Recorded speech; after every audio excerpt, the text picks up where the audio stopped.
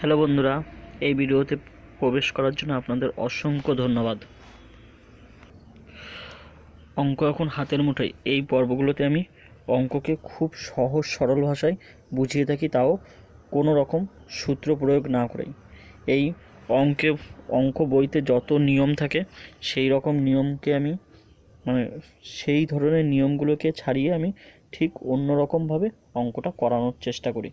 এই কারণে ইউটিউবে অনেক ভিডিও থাকা সত্ত্বেও আপনি যদি এই ভিডিওটা দেখেন, আশা করি আপনার সময়টা বেকার যাবে না। আপনি যদি অঙ্ক ভালো পারেন কিংবা না পারেন, আপনাদের সবার জন্যই এই ভিডিওটা হতে চলেছে খুবই উপযোগী। আর আমি এখানে পুরো চ্যাপ্টার ওয়াইজ অঙ্ক খুব সহজ সরল ভাষায় করিয়ে থাকি, কোনো রকম এক্স না ধরে এবং কোনো রকম সূত্র ছাড়াই। এই কারণে ভিডিওটা আপনি সম্পূর্ণটা দেখতে পারেন। চলুন আর কথা না বাড়িয়ে শুরু করি। দেখুন, আমরা অনুপাত সহানুপাতের অঙ্কগুলো করছিলাম। আগে 20টা অঙ্ক হয়ে গেছে, আজকে 21 দাগ থেকে শুরু করব। 21 দাগ বলছে কি, 21 দাগ বলছে একটি বিদ্যালয়ে 504 জন ছাত্রছাত্রীর মধ্যে 13:11 অনুপাতে আছে। কি, 504 জন ছাত্রছাত্রী 13:11 এই অনুপাতে আছে। বলছে আরও 3 জন নতুন ছাত্রী ভর্তি হলে ছাত্রছাত্রীর অনুপাত কত হবে? ছাত্রছাত্রীর অনুপাত কত হবে সেটা আমাদের চাইছে। চলুন শুরু করি। দেখুন, ছাত্রছাত্রীর অনুপাত কত আছে? 13:11। এবার হচ্ছে মোট কতজন? 504 জন। এই যে 504 জনের 504 জনকে আপনি যদি ছাত্রতে কনভার্ট করেন, কিভাবে কনভার্ট করবেন? 504 গুণ আপনি হচ্ছে টোটালটা যোগ করে নেন, এটাকে বলা হয় আনুপাতিক ভাগাহার। 13 যোগ 11 করলে হয় 24। এই নিচে 24 বসিয়ে দেন। এবার যেটা আপনাকে বের করতে হবে সেটা, এখানে দুটোই বের করতে হবে, এই জন্য ফার্স্ট আমি ছাত্র বের করে নিই। ছাত্র বের করতে গেলে উপরে 13 দিয়ে দেবো। এবার এটার কাটাকাটি করলে, আপনি এটার কাটাকাটি করে দেখুন, 24 দিয়ে 504কে কাটলে হয় 21। এবার 21 গুণ 13 হচ্ছে 273। এবার ছাত্রীর সংখ্যা বের করতে গেলে কিছু না, শুধু উপরে আপনি 13 জায়গায় 11 বসিয়ে দেন। এবার 11 গুণ 21 হচ্ছে 231। এবার হচ্ছে ছাত্রীর সংখ্যা কি বলেছে? আরও 3 জন বাড়বে, তাহলে এখানে 3 যোগ করে দেন। হচ্ছে কত? 231 আর 3 হচ্ছে 234। এইবার এখানে হচ্ছে 273 আর 234 এর অনুপাত করে ফেলেন। 273 আর 234 অনুপাত করলে হচ্ছে আপনার 7:6 হয়। 7:6 হয়। আশা করি বুঝতে পেরেছেন অঙ্কটা। চলুন পরের অঙ্ক চলে যায়। 22 দাগ দেখুন, 22 দাগ কী বলছে? বলছে একটি বিদ্যালয়ের ছাত্রছাত্রীর অনুপাত 2:3 যদি ছাত্রীর সংখ্যা যথাক্রমে 20% এবং 10% বৃদ্ধি পায়, তবে নতুন অনুপাত কত হবে? দেখুন, ছাত্র সংখ্যা কত আছে? 2, আর ছাত্রীর সংখ্যা হচ্ছে 3, অর্থাৎ 2:3। এই 2:3-র মধ্যে কি, ছাত্র হচ্ছে 2 আর ছাত্রী হচ্ছে 3। ছাত্র কত বৃদ্ধি পাবে? 20%। দেখুন, এইটা বৃদ্ধি পাবে হচ্ছে 20%, আর ছাত্রী বৃদ্ধি পাবে হচ্ছে 10%। ছাত্রী বৃদ্ধি পাবে 10%। দেখুন, আমি সংখ্যা দুটো ধরে নিলাম। ছাত্র হচ্ছে একটা শূন্য নিলাম, এখানে একটা শূন্য নিলাম, এটা হচ্ছে শূন্য নিতে হবে।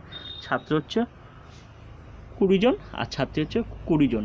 এবার 20% দেখুন, কোনো সংখ্যার 10% মানে কি, সংখ্যাটাকে ডান দিক থেকে একটা বাদ দিন, অর্থাৎ এখানে হচ্ছে এই শূন্যটাকে বাদ দিলে হচ্ছে এইটা হচ্ছে ওই সংখ্যার 10%। দেখুন কত ইজিতে আপনি 10% বের করে ফেলতে পারছেন। এইবার 10% যদি 2 হয়, 20% হবে কত? 4, অর্থাৎ এখানে ছাত্র সংখ্যা বৃদ্ধি পাবে 4, আর এখানে 30-এর 10% বৃদ্ধি পাবে, 10%। 10% মানে আমি কী বলেছিলাম, ডান দিক থেকে একটা বাদ দিলে ওই সংখ্যাটা, ডান দিক থেকে একটা বাদ দিলে থাকছে কত, 3, অর্থাৎ ছাত্রীর সংখ্যা বৃদ্ধি হবে 3। এবার ছাত্র সংখ্যা আগে ছিল 20, এখন হবে 24, আর ছাত্রীর সংখ্যা আগে ছিল 30, এখন হবে 33। এবার আপনি এইটার যদি অনুপাত বের করেন তাহলেই চলে আসবে। দেখুন এটা 3 দিয়ে যদি আমরা কাটি, অর্থাৎ এইটার যদি অনুপাত করা হয় 8:11 হবে, অর্থাৎ 3 8 24, 3 তারিখে অপশান ডি। চলুন পরের অঙ্কটা করে নিই।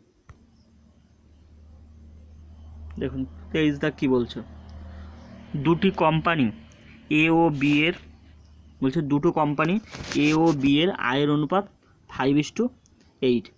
এ এর আয় 25 লাখ টাকা বেশি হলে অনুপাত দাঁড়ায় 5:4। বি কোম্পানির আয় কত? দেখুন এ কোম্পানির আয় আর বি কোম্পানির আয়ের অনুপাত দিয়ে দিয়েছে, একটা হচ্ছে 5, একটা হচ্ছে 8। দেখুন এই অঙ্কটা এক্স ধরে করলে আপনারা করতে পারেন, দেখুন এক্স না ধরে কত সহজে করিয়ে দিই।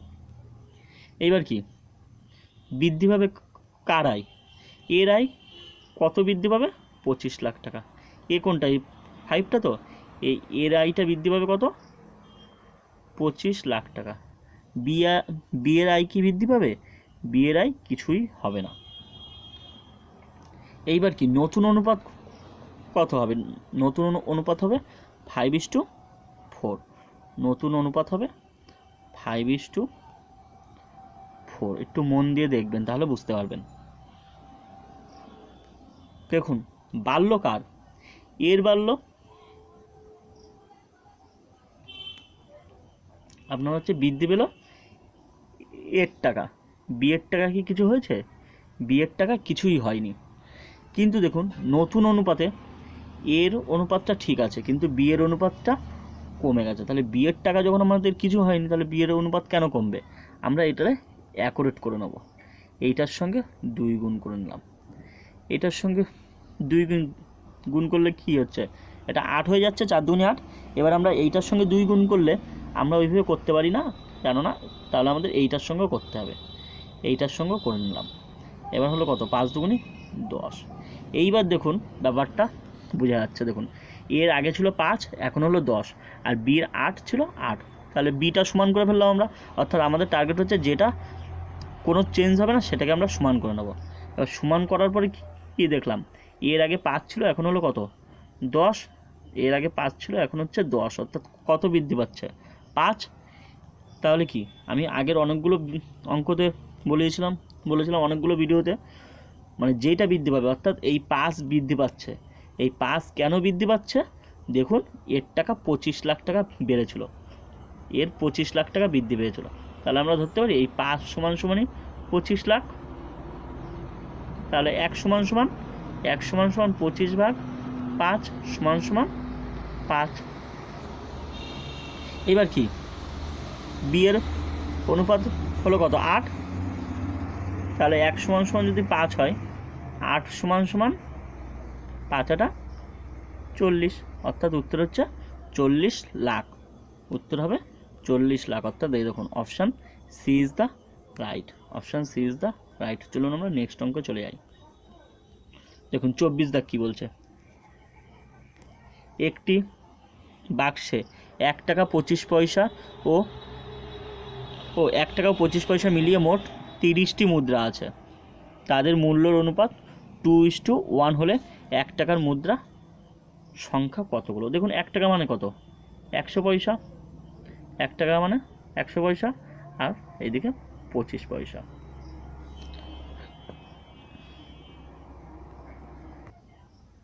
আর অঙ্কতে দেখুন এইটা হচ্ছে 1 টাকা মানে 100 পয়সা ধরে নিলাম, আর 25 পয়সা মানে 25 পয়সা।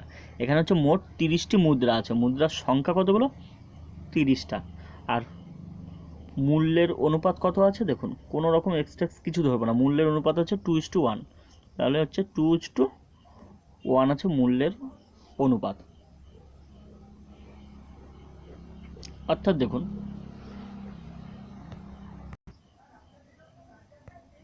দেখুন একটুখানি বুঝুন, এই মূল্যের অনুপাতটা যদি করতে হয়, অর্থাৎ 25 পয়সা আমাদের লাগবে 1 টাকা বানানো, আর 100 পয়সা মানে 1 টাকার কয়েন লাগবে হচ্ছে 2 টাকা বানানো। দেখুন 1 টাকার কয়েন হচ্ছে আমরা 2 টাকা করতে গেলে কি দুটো মূল্য নিলেই হবে, অর্থাৎ দুটো 1 টাকার কয়েন নিলেই 2 টাকা হয়ে যাবে। আর 25 পয়সার কয়েন 1টা করতে হবে, মানে 1 টাকা করতে হবে। এবার কি 4টে 25 পয়সা নিলেই 1 টাকা হয়ে যাবে। কী হয়ে যাবে? 4টে 25 পয়সা নিলেই 1 টাকা, অর্থাৎ সংখ্যার অনুপাত কী বেরিয়ে গেল? 2:4। তাহলে সংখ্যার অনুপাত আমাদের বেরিয়ে গেল কি, এগুলো হচ্ছে সংখ্যার অনুপাত হয়ে গেল 2:4। এবার 2:4 মানে কি, এবার আমাদের মোট কয়েন আছে কত? 30টা, আর আমাদের চাইছে হচ্ছে 1 টাকার মুদ্রা। 1 টাকার মুদ্রা মানে 2-এরটা চাইছে, অর্থাৎ এই 2-এর 1 টাকার মুদ্রা কতগুলো আছে সেটা চাইছে, 2টা। মোট মোট সংখ্যা হচ্ছে 30টা। আনুপাতিক ভাগার বের করতে হয়, 4 আর 2 6। চাইছে কোনটা? 2-এরটা, তার জন্য উপরে বসিয়ে দেবো 2। 6 হচ্ছে কার্টুন, 5×6 30, 5 দুগুণে 10, 5 দুগুণে 10, অর্থাৎ option D is the right. চলুন পরের অঙ্ক দেখে নিই। বন্ধুরা আজকের ভিডিও আর আগাবো না, আজকের ভিডিওটা এই পর্যন্ত। যদি ভিডিওটা ভালো লাগে, যদি মনে হয় পরের ভিডিওগুলো আপনি পেতে চান এবং দেখতে চান, তাহলে এই ভিডিওটা লাইক শেয়ার কমেন্ট করবেন। কেমন লাগলো অবশ্যই কমেন্ট করবেন। লাইক শেয়ার করা আপনার ব্যাপার, আর চ্যানেলটা সাবস্ক্রাইব করে বেল আইকনটা আপনি প্রেস করে রেখে দিতে পারেন, যদি মনে হয় আমাদের চ্যানেলটা আপনার কোনো রকম একটু হেল্প লেগেছে, অর্থাৎ পরের ভিডিওগুলো যদি আপনি পেতে চান। ঠিক আছে, ধন্যবাদ। ভিডিওটা এতক্ষণ দেখার জন্য অসংখ্য ধন্যবাদ।